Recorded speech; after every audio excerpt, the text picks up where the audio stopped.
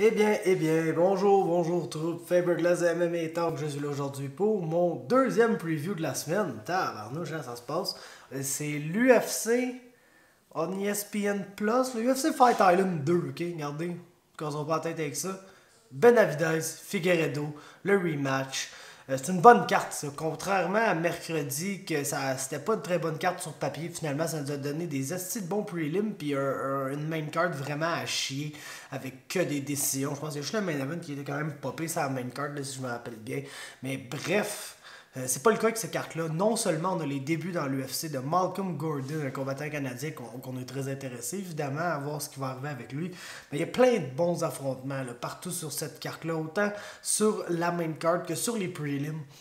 C'est fucké par exemple comment l'UFC met certains des meilleurs combats des cartes sur les prelims là, depuis le début de la pandémie. On a notamment avec genre Davi Ramos contre Arman Tsarukyan, on a Brett Jones contre Montel Jackson, tout quand même en tout début de carte.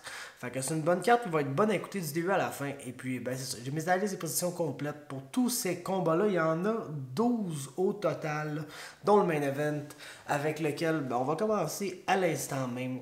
Deiveson Figueiredo, Joseph Benavidez. Et puis, ben, on a un peu vu le premier combat. C'est étrangement Joseph Benavidez qui avait le dessus, ben, étrangement. Pas que c'est pas de quoi qu'on s'attendait, mais c'est Joseph Benavidez qui avait le dessus dans ce combat-là. Là. Basically, c'est lui qui réussit à outstriker. Deiveson Figueiredo est un petit peu plus rapide que lui, a du meilleur mouvement que lui debout.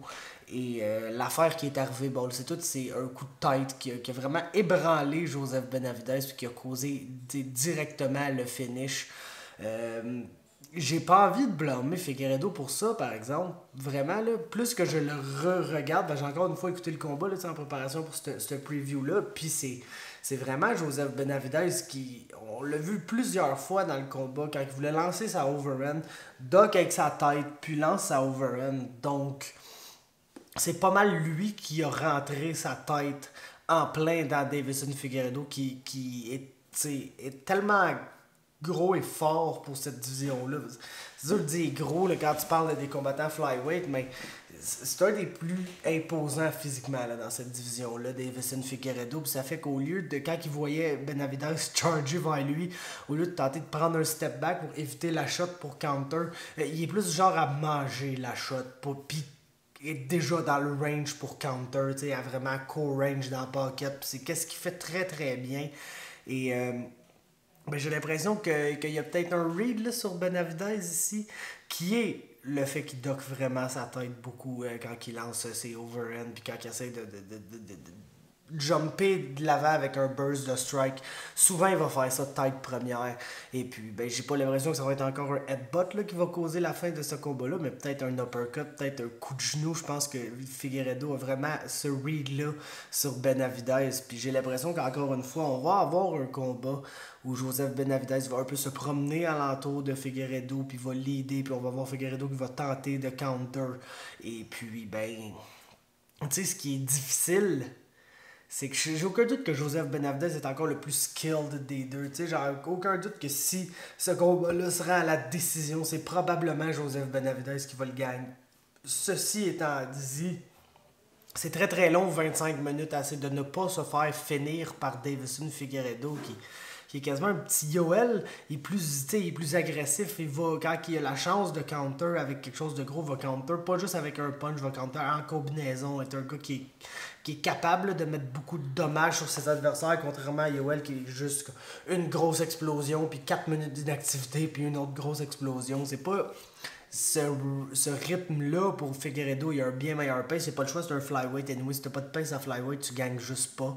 Mais non, je pense que c'est ça. Ça va être très dangereux pour Benavidez de passer 25 minutes dans la cage avec Deiveson Figueiredo sans se faire finir. C'est ce qu'on a vu dans le premier combat. Oui, c'est une circonstance un peu freaky qui est arrivée, mais c'est quand même ça qui est arrivé. Et puis, ben, tu sais, s'il y a une affaire qu'on peut pas reprocher là, à Joseph Benavidez, mais ça fait longtemps. Là, on n'est plus dans le pic Benavidez. Il a peut-être perdu un mini-step qui fait qu'il est encore meilleur que tout le monde dans sa division, mais que c'est comme vraiment un peu plus serré. Puis ça fait que les combattants vraiment très élites, comme les Davison Figueiredo et probablement les Henry Cejudo aussi, tu sais, réussissent à dealer avec ça et trouver un moyen de s'en sortir avec la victoire. Je pense que Figueiredo va vraiment capitaliser sur le fait que Benavidez est un peu moins durable qu'avant, puis va juste le laisser continuer à faire ce qu'il faisait dans le premier combat, puis essayer de trouver un gros counter pour lui faire très mal et mettre un terme au combat. Donc j'ai Davison Figueiredo par TKO au 3e round ici. Ensuite, nous avons dans le co-main event un autre très bon combat, Jack Hermansson, Kelvin Gastelum chez les 185 livres. Puis sans plonger dans une analyse technique par technique de qu'est-ce qui risque d'arriver dans ce combat-là, j'ai juste comme un read général. Regardez c'est quoi la majorité des défaites de Kelvin Gastelum. Il y a Tyron Woodley qui n'a pas rapport du tout, mais Neil Magny, Israel Adesanya, Darren Till, c'est pas des combattants qui sont tant similaires, mais ils ont toutes une chose en commun, c'est un énorme range advantage sur Kelvin Gastelum. Puis c'est pas mal ça que Jack Hermansson va avoir, c'est pas mal ça, je vous dirais 80% de la game de Jack Hermansson, c'est d'être at range, puis de travailler en arrière de son jab, puis justement d'être un genre de Neil Magny. Si je peux me permettre ça, je le comparerais pas à Adesanya, je le comparerais pas à Darren Till non plus, parce que Darren Till, autant qu'il y a des vraiment bons range tools et vraiment pas un bon pace, il est pas très actif comme combattant, puis c'est pas le cas pour Jack Hermansson, plutôt agressif, c'est même ça des fois qui l'a mis dans le trouble. Puis ce qui fait de ce combat-là un combat très intéressant, c'est que si tu regardes Hermansson, il y a eu de la difficulté avec Jared Cannonier à son dernier combat, puis je pense que Gastelum peut amener un petit peu la même chose que Cannonier, est beaucoup plus technique là, debout avec sa boxe, mais lui-même une excellente forme de frappe, là, Kelvin Gastelum. Donc, un peu comme dans le premier combat entre Benavidez et Figueiredo, d'après moi, on va avoir un combat où Jack Hermansson va être en avant là, ici. Et un combat principalement debout parce que Kelvin Gastelum est un excellent lutteur. Puis Hermansson est vraiment très bon là, quand il réussit à aller chercher un takedown. Il a probablement un des ground and pound les plus létals là, en MMA, point final. Mais je m'attends pas nécessairement à le voir par-dessus Kelvin Gastelum. Je pense que s'il y a des takedowns à se lander, ça va probablement être l'inverse. C'est probablement Gastelum qui va aller chercher les takedowns sur Hermansson. Mais non, je vois Hermansson justement être celui qui travaille en volume, lui qui essaie de garder son range. Je vois Kelvin Gastelum essayer de travailler en counter, puis placer son énorme main gauche, puis essayer de passer le KO à Jack Hermansson. Contrairement au premier combat, je pense que je vais y aller avec le gars de volume cette fois-ci, parce que justement, comme je vous ai dit, la majorité des défaites de notre ami Kelvin Gastelum, c'est contre des très grands et bons range strikers qui ont un gros reach advantage sur lui puis qui sont capables de justement gérer la distance dans le combat et faire qu'il touche juste plus la cible que Gastelum touche la cible. Donc, si Hermansson ne se fait pas finir par Gastelum dans ce combat-là, je suis assez confiant qu'il va remporter par décision. Ensuite, excellent combat chez les 155 livres. Mark Diakiese face à Raphaël Fiziev. C'est vraiment écœurant cette fight là, ça va être très très bon. Diakiese qui est arrivé dans l'UFC comme étant un énorme prospect qu'on voyait potentiellement devenir champion du monde et tout. Il y a eu une drop un moment donné, il y a eu quand il a pris un step-up en compétition, il s'est mis à perdre des combats. Je pense qu'il y a eu comme 2 ou 3 défaites consécutives, peut-être comme 3 défaites en 4 combats, quelque chose comme ça. Puis je me rappelle, on se disait, c'était un feu de paille ça, Mark Diakiese. Puis le boom, dans ses derniers combats, il a fait un retour, il vient de battre Joe Duffy là, de façon excessivement impressionnante. Le gars est back sur un win streak, plus impressionnant que jamais. Puis il a vraiment, on dirait, trouver comme la recette pour faire marcher sa game. C'est un combattant qui est très athlétique, qui est réputé comme étant un bon striker, même si étonnamment la majorité des combats qui ont eu du succès, ça a été avec sa lutte, ça a été avec son grappling, mais il a vraiment trouvé un bon mix entre les deux, puis il a vraiment un bon feel de oh, non, là en ce moment je dois rester debout, je dois travailler avec mes mains, je dois travailler mes kicks à distance. Oh là, c'est le moment peut-être d'aller chercher un takedown. Il y a vraiment un plus bon feel de quoi faire à quel moment du combat pour aller justement gagner ces rounds-là dans des combats plus serrés. Et puis, ben, c'est vraiment un très très bon signe là, pour la suite, parce que je pense qu'on peut finalement recommencer à le considérer comme le prospect qu'il était là, il n'y a pas très longtemps. Pour ce qui en est de Raphaël Fiziev, ben, c'est tout, c'est un excellent combattant, un grand striker. Là. Je pense que c'est un coach de striking pour Tiger Muay Thai. Donc, t'as pas le choix d'être un bon striker si t'es coach de striking. Là, on s'entend, les petits boys. Puis, écoute, je pense que c'est évident que Fiziev va avoir un avantage technique debout sur Jack Casey. Jack Casey risque d'avoir l'avantage athlétique, là, cependant, ce qui réussit souvent un peu à combler la différence entre le gap technique entre les combattants quand t'en as un qui est vraiment plus athlétique que l'autre. Mais je pense où le combat va vraiment se jouer.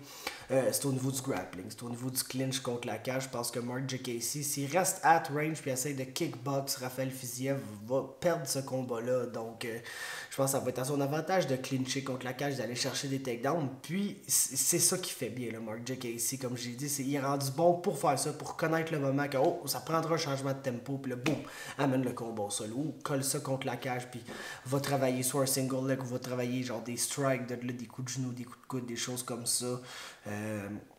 Donc j'ai l'impression qu'il va être capable de changer justement le momentum du combat, de changer le combat de phase au bon moment pour aller chercher les rounds puis essentiellement gagner ce combat-là par décision. Ensuite, on tombe chez les dames. Ariane Lipski affronte Luana Carolina. Et puis ça, c'est un des combats qui est difficile à piquer sur cette carte-là. Là, je ne vous le cacherai pas, ça va vraiment être un bel affrontement. Deux combattantes Muay Thai qui vont croiser le fer ici. On en a une qui va vraiment être plus expérimentée que l'autre, Ariane Lipski. Mais je pense que le problème, ce qui rend ça difficile à piquer pour moi, puis ce qui fait que j'ai pas nécessairement envie de piquer Lipski, c'est que autant on l'a plus vu se battre, autant ses lacunes sont comme vraiment claires. Ariane Lipski, puis c'est au niveau du combat au sol. La fille, c'est pas une très bonne grappler. Elle est capable d'amener le combat au sol elle-même, puis si elle se retrouve sur le top, elle est capable de faire des belles choses. Cependant, si elle se retrouve en dessous, c'est plus difficile pour elle. Puis c'est justement ce qui a donné du succès à Luana Carolina dans son premier combat. Le fait que oui, elle était bonne debout, puis c'était un bon combat avec de belles échanges, mais elle était capable d'aller chercher des takedowns opportuns pour gagner les rounds, pour se mettre en avant sur les scorecards des juges en général. Puis quand que je vois un genre d'approche comme ça au combat, c'est sûr que j'ai tendance à favoriser ça, contrairement à la combattante de Muay Thai pure, que si elle est debout, elle va avoir du très bon succès contre la majorité des combattants de la division, mais que si tu réussis à la mettre sur son dos, c'est là que tu vois qu'elle a des lacunes, qu'elle a genre des problèmes au niveau de son grappling, puis que c'est pas la partie forte de sa game. Donc pour cette raison-là, je pense que j'aurais pas le choix d'y aller avec la moins expérimentée ici en Luana Carolina. Je pense qu'elle va aller chercher des takedowns et gagner par décision. Premier combat sur la main card maintenant, The People's Main Event. Personnellement, le combat que j'attends le plus là, sur cette carte-là, c'est un autre combat flyweight. C'est Alexandre Pantoja qui affronte Askar Askarov, mon boy. Et puis, il y a quelque chose de très khabibesque là, en Askar Askarov. Pas dans le sens que il y a vraiment pas le même style de grappling que Khabib. Khabib va t'amener au sol pour te foutre la race. Puis oui, si tu le laisses évoluer et prendre ton dos, il va absolument te choquer. Il y a un très bon rear naked choke. Mais principalement, ce qu'il veut, c'est établir sa position puis lander du ground and pound. Askar Askarov est vraiment plus un submission grappler. Vraiment plus quelqu'un qui, une fois au sol, va pas nécessairement bien garder ses positions et pas un control lockdown grappler, et plus quelqu'un qui va essayer d'avancer, va être agressif, va essayer des soumissions, va scramble, va se faire sweeper, va re-sweeper. Ça donne le droit à vraiment des combats très excitants. Ça va nécessairement être ça contre Alexandre Pantoja. Je pense qu'on a vraiment un typique striker versus grappler ici. Genre, si Pantoja réussit à garder le combat debout, il va absolument gagner. Même si ça peut être compétitif, parce qu'Askarov, on l'a vu être très très game debout. Même chose pour le combat au sol. Pantoja est très très bon au sol. C'est pas vraiment un grand problème pour lui, mais ne va pas initier les échanges de grappling ici. Va se faire lutter, va défendre des takedowns, va défendre les choses qu'Askarov essaie de faire parce que Pantoja est très conscient qu'il doit garder ce combat-là debout pour le gagner. Et puis que, tu sais, sans aucun doute que ça va donner des très beaux scrambles au sol. C'est des très bons échanges en général, mais je pense que, tu sais, si Pantoja est forcé à se battre dans le style de combat qu'Askarov veut, il y a beaucoup plus de chances qu'il perde qu'il gagne, là, entre vous et moi. Puis comme je dis, c'est ça qu'il y a de très Khabib à Askar Askarov. C'est qu'il est persistant avec ses takedowns, il est persistant avec son grappling. Puis c'est quelqu'un que même si tu veux pas te battre dans son style, il va te forcer à se battre dans son style. Mais c'est sûr que ça peut donner un autre genre de combat vraiment très serré, comme contre Brandon Moreno, là, qui avait fini en match nul d'ailleurs. Là. Mais en général, je pense que si Askar Askarov réussit à vraiment forcer Pantoja dans un grappling match, je pense que ça va être bon, je pense que ça va être compétitif, mais je pense que Askarov, c'est le genre de combat qui gagne. Donc j'ai Askar Askarov par décision ici. On passe au prelim. Tabarnouche, ça va être très très drôle. C'est chez les 205 livres. On a Roman Dolidze, ou Dolidze, je sais pas trop, c'est un géorgien, je sais pas trop comment ils disent ça en Géorgie, qui affronte le seul et l'unique Khadis Ibragimov. Qui, écoute, je pense que j'étais autant excité pour Ibragimov à son entrée dans l'UFC que je le suis pour Roman Dolidze là, en ce moment, qui a seulement 6 combats pro, mais qui fait son entrée là, dans l'UFC pour ce combat-là. Très bon prospect, quelqu'un que je suis depuis longtemps. Un peu un light heavyweight Askar Askarov, si je peux me permettre. Genre de gars qui, oui, dans ses 2 derniers combats, là, on l'a vu aller plusieurs rounds puis travailler plus son striking. Il est immensément puissant. Là. Je pense que c'est ça qui fait de sa game une game qui marche à 205 livres. C'est qu'il est très puissant pour sa 16. C'est pas le plus gros des 205 livres que j'ai vu. C'est pas un genre de gigantesque homme là, à la John Jones ou à la Dominique Reyes, n'est rien, mais c'est vraiment un gars qui est capable d'être très explosif et puissant en général, puis cherche le takedown de façon reckless, puis une fois au sol, et super reckless. Il y a 2 finishes par e-look, c'est le genre d'être dans ta garde, puis se pousser avec ta jambe, puis essayer de te e-look. Sinon, c'est très très bon combat au sol en général, et puis je pense que c'est un excellent match-up pour lui parce que Khadis Ibragimov, la seule affaire qu'il sait faire, c'est courir après toi puis lancer du volume. Puis son s'entend que c'est la pire façon de juste se faire takedown puis se retrouver sur son dos. Là. Fait que j'ai l'impression que Dolidze va réussir un takedown assez tôt dans ce combat-là puis va soumettre Khadis Ibragimov par première ronde, soumission première ronde pour Dolidze. Ensuite, Grant Dawson, Nad Narimani. Combat intéressant là, pour Grant Dawson, voir si... Dans le fond, ça fait une couple de fois que je dis ça, puis ça finit toujours de la même manière. Fait que je sais pas si c'est un combat si intéressant que ça, dans le fond. Nad Narimani est un bon grappler. C'est pour ça que je disais ça. C'est un bon lutteur en général. Puis je pense que c'est ça que ça va prendre pour battre Grant Dawson. Ça va prendre quelqu'un qui va être capable de l'empêcher assez souvent de les amener au sol. Et puis que de cette façon-là, ben Chris, ils vont gagner le combat parce que Grant Dawson a un striking là, vraiment immensément limité. Mais c'est ça, je sais pas si Nad Narimani va être ce genre de gars-là parce que oui, c'est un bon grappler, mais je l'ai rarement vu dans ses combats ne pas à un moment ou l'autre juste shooter un takedown. Puis je sais pas s'il est capable dans son ADN de fighter de pas genre autant striker que grappler, que lutter. C'est quelque chose que c'est vraiment un combattant qui fait les deux dans tous ses combats. Fait que j'ai l'impression que même s'il y a beaucoup de succès debout contre Grant Dawson puis qu'il est capable de repousser ses takedowns, un moment donné ou l'autre, il va pogner à crampe au cerveau de lander lui-même un takedown. Et puis ben, c'est là que ça va causer à sa perte. Puis s'il n'y a pas cette crampe au cerveau-là, ben, on s'entend que Dawson est un bon takedown artist puis est très très très persistant là, dans ses takedown attempts. Donc je pense que ça va finir un seul à un moment donné ou l'autre, puis Dawson va gagner par soumission. J'ai ça au 2e round, c'est pas mal là qu'il gagne la majorité de ses combats d'ailleurs. Donc soumission au 2e round pour Grant Dawson. Ensuite, 155 livres, on a Joe Duffy, justement, qu'on parlait tantôt, qui affronte Joel Alvarez. Puis ça, c'est un combat intéressant parce que Joel Alvarez, selon moi, est peut-être pas au niveau d'un Joe Duffy, mais Joe Duffy ne semble même plus être au niveau de Joe Duffy récemment. Puis c'est ça qui qui rend ça vraiment un bon combat parce qu'Alvarez, même si c'est peut-être pas l'excellent combattant, là, le prochain grand prospect lightweight, c'est un énorme combattant lightweight qui a de très bons kicks à distance, qui est capable justement de garder sa distance, puis de kicker beaucoup dans les jambes, puis au corps, il a un excellent body kick, puis il construit ses attaques de striking là, puis on le sait que Joe Duffy va devoir péter ce range-là pour avoir du succès, parce que Joe Duffy est principalement un boxeur, puis un très bon boxeur, mais on l'a vu perdre un peu de confiance là, dans les derniers combats. Donc c'est pour ça que je me pose des questions par rapport à ce combat-là, parce que en réalité, si on avait Prime le Joe Duffy avec du gros succès dans ses derniers combats, qui affrontait Joel Alvarez, c'est sûr que ça sera un pic facile en faveur de Joe Duffy pour moi.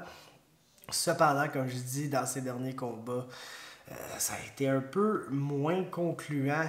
L'affaire que je pense qu'il pourrait vraiment jouer en faveur de Duffy ici, c'est du grappling un petit peu. Le fait d'essayer d'attraper de ces kicks-là, puis justement d'amener Joel Alvarez au sol, puis de travailler là, Duffy. Et c'est pas l'affaire qui fait le mieux, mais est un bon grappler, est un bon submission artist. Brown belt en joue. Et puis, sincèrement, je pense que c'est la façon dont il peut aller gagner ce combat-là. Puis c'est pourquoi je vais l'avoir ici par soumission au 3e round. Je dis 3e round parce que je ne sais pas combien de temps ça va juste y prendre pour réaliser que c'est ça qu'il faudrait qu'il fasse dans ce combat-là, parce que c'est jamais sa première idée. Là. Il arrive jamais à se dire « Oh, m'arriver ici, puis je vais out-grapple ce gars-là », même si ça pourrait être une façon qui gagnait plus de combats. Va toujours au moins s'essayer debout, va toujours au moins essayer sa boxe. Donc je vais lui donner comme un round et demi et 2 rounds pour s'ajuster, mais je pense qu'un moment donné, au 3e round de ce combat-là, va se rendre compte de la différence entre le grappling de ces deux fighters-là, puis justement le fait que Alvarez reste beaucoup à range et lance beaucoup de kicks, ça va être beaucoup d'opportunités de juste attraper de ces kicks-là, d'amener ça au sol, puis de gagner ça, là, un petit renegade choke ou de quoi de même. Au 3e round pour Joe Duffy. Ensuite, tabarnouche. 135 livres, Brett de Pikey Jones, qu'on aurait besoin de voir sur absolument toutes les cartes. Là, selon moi, de Pikey est absolument génial. Mais là, il affronte Montel Jackson. Montel Jackson, c'est un lightweight. Basically, là, je sais pas comment ce gars-là fait 135 livres, mais il est bâti sur un frame de lightweight. Quand il réussit à faire 135 livres, il y a plusieurs pouces de reach sur pas mal tout le monde dans la division. Puis c'est un gars qui fait une de deux choses, soit qui essaie de te sniper at range, ou soit qui te colle dans le clinch contre la cage, puis qui réussit à avoir du succès dans cet aspect-là du combat. Il y a des bons takedowns aussi, il est capable. Évidemment, quand tu as un reach comme ça, quand tu réussis à avoir des takedowns puis après prendre une semi-bonne posture, tu as du ground and pound absolument affreux. Là. Donc, Montel Jackson, ça doit être favori aussi parce que, basically, Brett Jones veut mettre de la pression, travailler derrière son jab, lancer quand même beaucoup de volume et puis, parry ces attaques de striking là dans des takedowns qui camouflent quand même bien en arrière d'un overhand ou en arrière des strikes en tant que tel.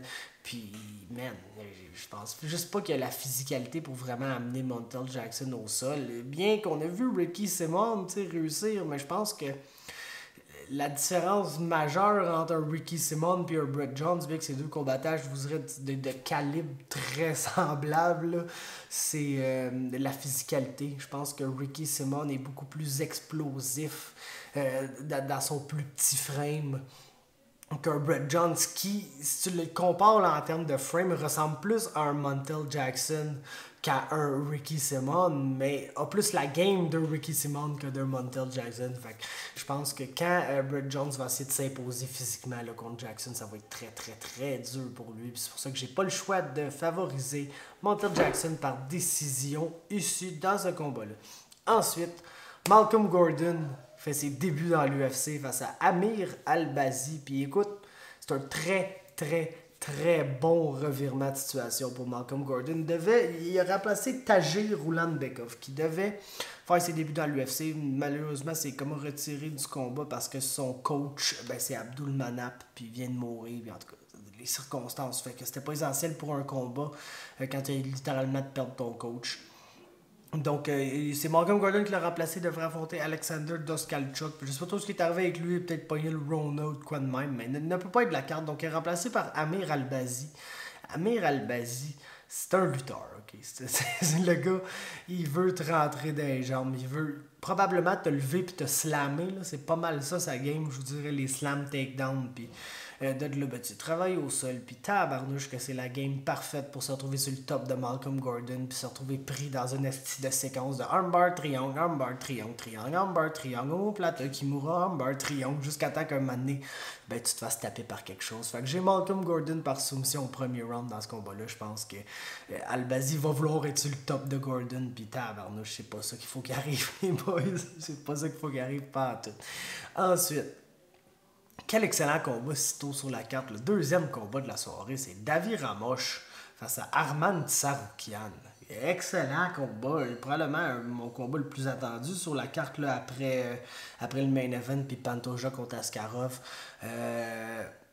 Davi Ramosh est vraiment trop peu actif. Il est bon debout, on le voit faire de belles choses, mais il lance pas assez, ne garde pas un assez bon volume de strike. Puis je pense que c'est principalement pour pas tout perdre son cardio puis complètement gas out là, dans les combats. Mais tu sais, ça marchera pas contre Tsarukyan. Je m'attends vraiment à un combat debout ici. Je sais que Tsarukyan est un excellent lutteur, mais j'irais pas niaiser vraiment dans la game au sol de Davi Ramosh, qui est un champion du monde de BJJ, puis qui est vraiment quelqu'un de létal au sol. Puis Tsarukyan, comme j'ai dit, est un excellent lutteur. Donc je pense que va avoir tout ce qu'il faut pour empêcher Davi Ramosh de l'amener au sol. Il va se retrouver dans une situation un peu à la Tyron Woodley, là, que quand tu affrontes le grappler, mais que le grappler a pas assez de lutte pour t'amener au sol. Donc tu dois le battre debout, puis debout, comme je vous dis, Davi Ramosh est bon, fait de très belles choses, mais n'est juste pas assez actif. Genre perd ses combats parce qu'il lance pas assez avec ses mains. Puis c'est un gars qui est un peu dépendant sur son grappling pour gagner des combats, dans le sens que il lancera jamais assez avec ses mains. Fait qu'il a besoin de mixer un takedown 2 pour dire ah, ok, il a landé des bons coups, même si c'est un peu fait outstriker, mais là il est allé chercher un bon takedown avec du bon contrôle au sol, des bons moments, fait qu'on va lui donner le round. Je pense pas qu'il va avoir les moments de contrôle au sol contre Arman Tsarukyan, tout simplement, donc il va se faire outstriker et c'est pourquoi j'ai pas le choix de prendre Arman Tsarukyan par décision. Et finalement, Carlos Felipe face à Sergey Spivak chez les poids lourds. Puis Carlos Felipe, ben, il arrive avec une fiche de 8-0, puis c'est un prospect. Puis là, bang, il fait un test USADA. Il est suspendu 2 ans. L'UFC le garde quand même. Et puis ben là, il a essayé de le booker 3 fois cette année. C'est la 3e fois contre Spivak. Je pense d'avoir affronté Jeff Hughes, puis d'avoir affronté quelqu'un d'autre. Je ne m'en rappelle plus trop. Entre Maurice Green, c'est quoi de même. Bref. Who knows? Fait que dans le fond, fait ses débuts UFC. C'est un striker, 8-0, heavyweight, pas trop de sol. Il va vouloir essayer d'arracher la tête à Sergey Spivak. Le Sergey Spivak, c'est un combat qui, pour lui, ressemble étrangement à son combat contre Tai Tuivasa. Fait que ce que je m'attends, c'est ce qui close le range, puis qui amène ça dans la cage, puis qui aille chercher des takedowns, puis qui domine le combat ainsi. Pour gagner une décision face à Carlos Felipe, c'est vraiment pas du gros heavyweight fight, ça, par exemple. C'est pas un très haut niveau de compétition. Je pense que Spivak est justement genre de très bon gatekeeper du UFC level. Là. Si tu perds contre Spivak, t'es peut-être pas nécessairement prêt comme Tai Tuivasa. Puis si tu gagnes contre Spivak, ben, t'es un Marcin Tybura, t'es Walt Harris, t'es un heavyweight qui existe sans même nécessairement être dans le ranking, mais t'es top 20, top 25. Fait que je pense pas que Carlos Felipe est vraiment là, surtout après comme 3 ans d'inactivité, parce qu'il a fait en 2017 son test, ça a pris du temps avant qu'il se fasse rebooker. Fait que non, 3 ans d'inactivité, je pense qu'il va se faire out-grapple par Sergey Spivak. Fait que j'ai Spivak par décision. Ça conclut. Mes analyses et prédictions pour l'UFC Fight Island 2. Laissez-moi un like si vous avez apprécié. Laissez-moi un commentaire pour me dire si vous êtes hype, me faire part de vos prédictions là, pour ce combat-là, me faire part de quels sont vos combats les plus attendus, qui va gagner le titre flyweight selon vous. Je veux savoir tout ça. Fait que parlez-moi de ça dans les commentaires finalement. Abonnez-vous à MMA Talk sur YouTube, sur Facebook, puis tout partout sur le territoire. Et on se parle une prochaine fois.